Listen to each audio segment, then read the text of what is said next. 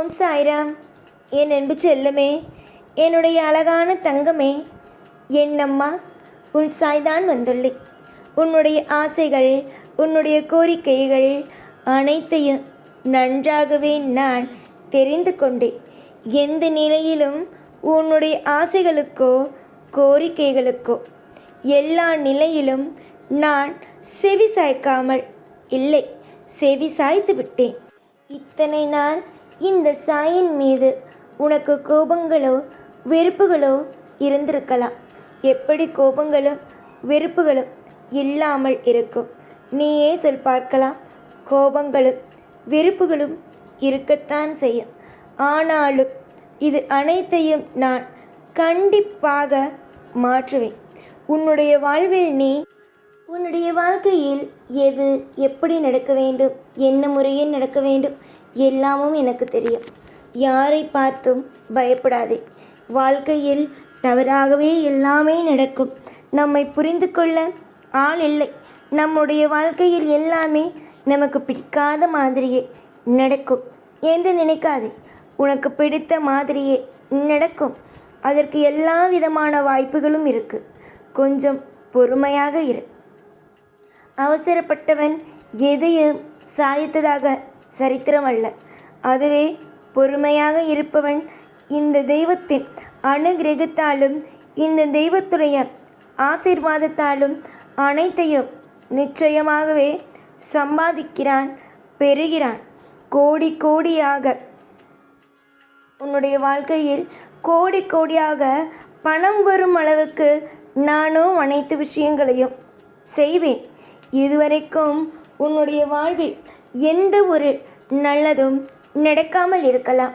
ஆனால் நாள் கிழமைகளெல்லாம் மாறுகிறதல்லவா, அதே மாதிரி உன்னுடைய வாழ்க்கையில் இருக்கும் கஷ்டங்களும் மாறும். உன்னை இங்கு என்ன அடுத்தவர்கள் பேசுவதற்காகவே நான் இந்த பூமியை விட்டேனா என்ன? உன்னுடைய வாழ்க்கையை நான் நன்றாக வைக்கக்கூடாது. அடுத்தவர்களே எப்பொழுதும் பேசிக்கொண்டே இருக்கட்டும். அடுத்தவர்களே உன் மனதை காயப்படுத்தட்டும் என்று விட்டேனா என்ன? உன்னுடைய மனதை நான் இனிமேல் ஒரு நாளும் கலங்க வைக்க மாட்டேன். உன்னுடைய ஆசைகள், உன்னுடைய ஏக்கங்கள் எல்லாம் எனக்கு தெரிந்து, எனக்கு என்னென்னலாம் உனக்கு செய்ய வேண்டும் என்று எனக்கு ஆசைகள் உள்ளதோ அது எல்லாமும் நடக்கும். உன்னுடைய ஆயுள் முழுவதும் உனக்கு தேவையான அனைத்து விதமான விஷயங்களும் உன் கைகளில் வந்து சேரும். இன்றும் சரி, என்றும் சரி. மனதில் குழப்பங்களோடு இருக்காதீர்கள். மனதில் தெளிவுகளோடு இருங்கள். நீங்கள் தெளிவோடு இருந்தீர்கள் என்றால் உங்களுடைய வாழ்க்கையில் கிடைக்க வேண்டிய அத்தனை விஷயங்களும் கிடைக்கும். அதுவே நீங்கள் தெளிவாக இல்லை என்றால் எப்படி உங்களுக்கு கிடைக்கும்? தெளிவாக இருங்கள். நீங்கள் உங்கள் வாழ்க்கையில் அடைய போகும் அனைத்து விஷயங்களும் திருப்தியான விஷயங்கள் மட்டுமே இனி வரும் நாளில். இதற்கு முன்பு நடந்தது அனைத்தையும் விடு.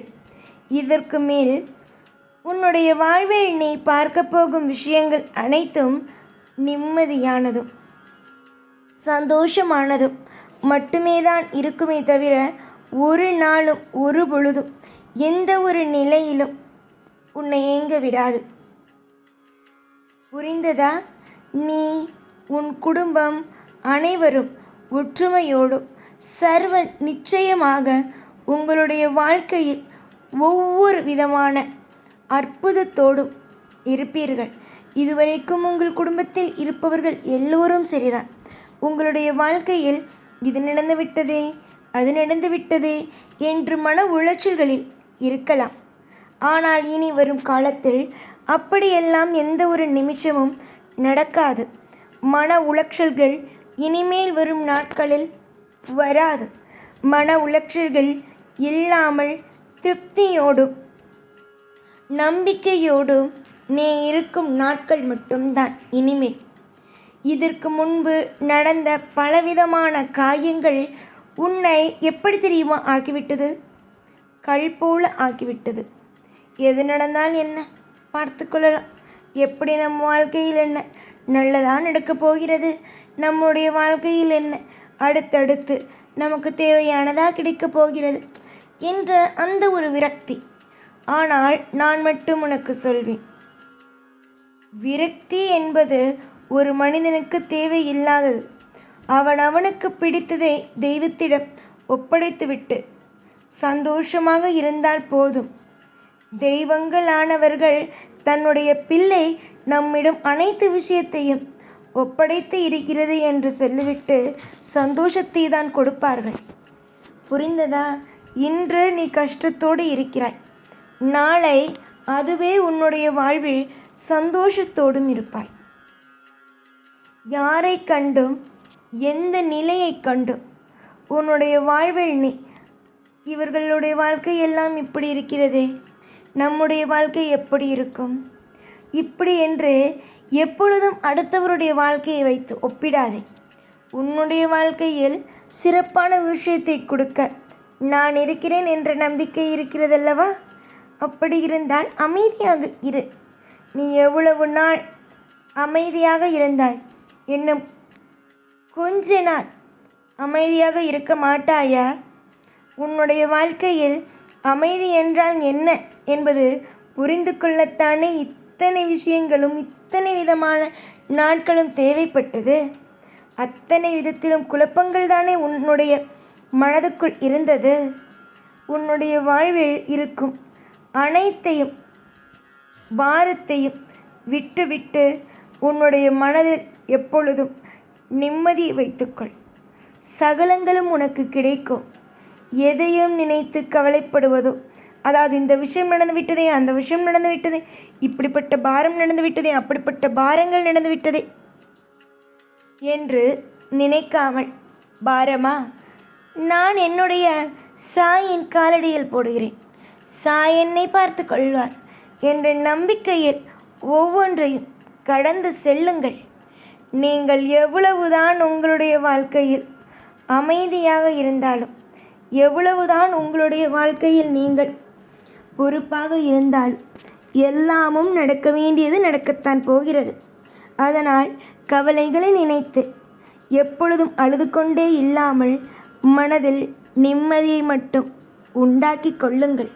உங்களுடைய அத்தனை விதமான நிம்மதிகளுக்கும் அத்தனை விதமான சந்தோஷங்களுக்கும் இந்த சாயே நிச்சயமாக ஒரு நல்ல வழிகளை காட்டுவேன். இன்று நீ எவ்வளவு வேண்டுமானாலும் ஒரு பணம் இல்லாதவளாக இருக்கலாம். உன்னை மற்றவர்கள் பார்த்து இவரிடம் பணமே இல்லை என்று உன்னை ஏளனமாக பேசலாம். ஆனால் இனி வரும் நாளில் அப்படியெல்லாம் உன்னை பேச நான் அனுமதிக்க மாட்டேன். பணங்களை கொடுப்பேன், செல்வங்களை கொடுப்பேன், அனைத்து விதத்திலும் நல்ல நல்ல விஷயங்களை கொடுப்பேன். நீ எந்த அளவுக்கு உன்னுடைய வாழ்வில் நிம்மதியாக இருக்க வேண்டும் என்று நினைக்கிறாயோ அந்த அளவை தாண்டி உனக்கு அற்புதத்தை கொடுப்பேன். என்னை நம்பி உன்னுடைய வாழ்க்கையை நீ கையில் ஒப்படைத்து விட்டாய். கையில் ஒப்படைத்து பிறகு எதற்கு கவலை? நீ என்னிடம் உன்னுடைய வாழ்க்கையை ஒப்படைக்கவில்லை என்றால் பரவாயில்லை, நீ ஒப்படைக்கவில்லை என்று நினைக்கலாம். ஆனால் உன்னுடைய வாழ்க்கையை என்னுடைய கையில் ஒப்படைத்த பிறகு எதற்கு கவலை? சந்தோஷமாக இருங்கள். எப்பொழுதும் உங்கள் கூடவே இருப்பேன். இந்த சாய்நாத். ஓம் சாய்ராம்.